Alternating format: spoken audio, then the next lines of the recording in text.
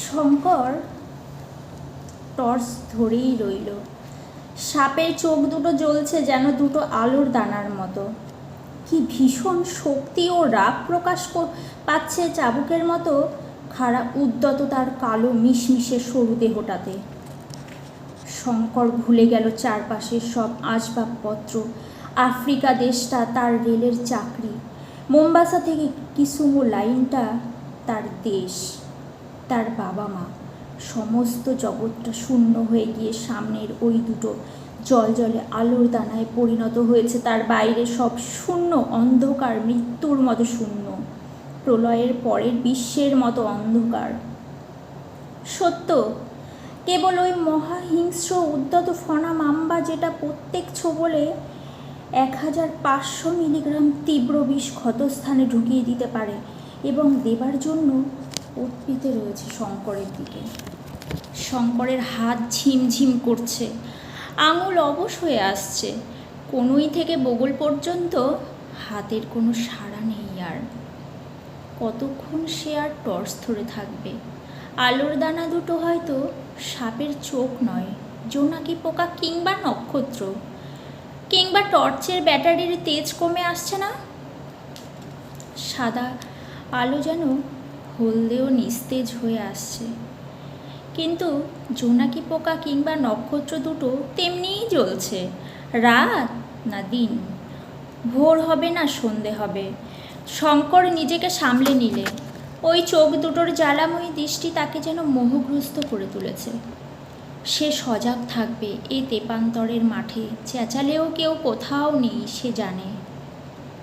তার নিজের স্নায়ুমণ্ডলীর দৃঢ়তার উপর নির্ভর করে তার জীবন, কিন্তু সে পারছে না যে। হাত যেন টনটন করে অবশ হয়ে আসছে। আর কতক্ষণ সে টর্চ ধরে থাকবে?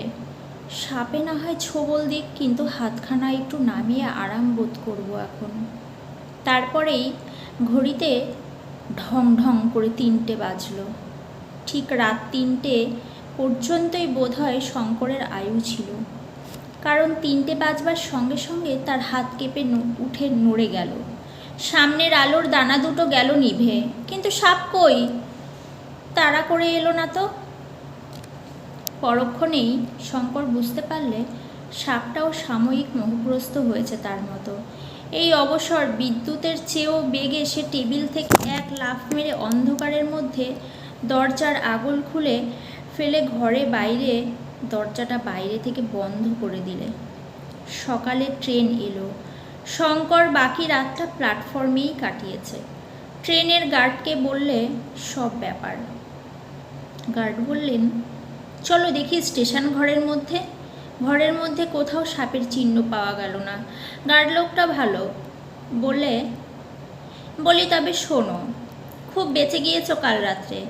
এতদিন কথাটা তোমায় বলিনি, পাছে ভয় পাও।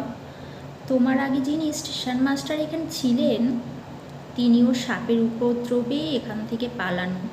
তার আগে 2জন স্টেশন মাস্টার এই স্টেশনের কোয়ার্টার সাপের কামড়ে মরেছে। আফ্রিকার ব্ল্যাক মাম্মা যেখানে থাকে তার ত্রিসীমানায় লোক আসে না। বন্ধুভাবে কথাটা বললাম। ওপরওয়ালাদের বলো যেন যে আমার কাছে থেকে এই কথা শুনেছ। ট্রান্সফারের দরখাস্ত করো। শঙ্কর বললে, দরখাস্তের উত্তর আসতেও তো দেরি হবে। তুমি একটা উপকার করো দেখি। আমি এখানে একবার নিরস্ত্র, আমাকে একটা বন্দুক কি রিভলভার যাবার পথে দিয়ে যাও, আর কিছু কার্বলিক অ্যাসিড। ফিরবার পথেই কার্বলিক অ্যাসিড আমাকে দিয়ে যেও। ট্রেন থেকে সে একটা কুলিকে নামিয়ে নিলে এবং দুজনে মিলে সারাদিন সর্বত্র গর্ত বুঝিয়ে বেড়ালে। পরীক্ষা করে দেখে মনে হলো কাল রাত্রে স্টেশনের পশ্চিমের দেওয়ালের কোণের একটা গর্ত থেকে সাপটা বেরিয়েছিল। গর্তগুলো ইঁদুরের। বাইরের সাপ দিনমানে ইঁদুর খাবার লোভে গর্তে ঢুকেছিল হয়তো। গর্তটা বেশ ভালো করে বুঝিয়ে দিলে। ডাউন ট্রেনের গার্ডের কাছ থেকে 1 বোতল কার্বলিক অ্যাসিড পাওয়া গেল। ঘরের সর্বত্র ও আশেপাশে এই অ্যাসিড ছড়িয়ে দিলে কুলিটা তাকে একটা বড় লাঠি দিয়ে গেল।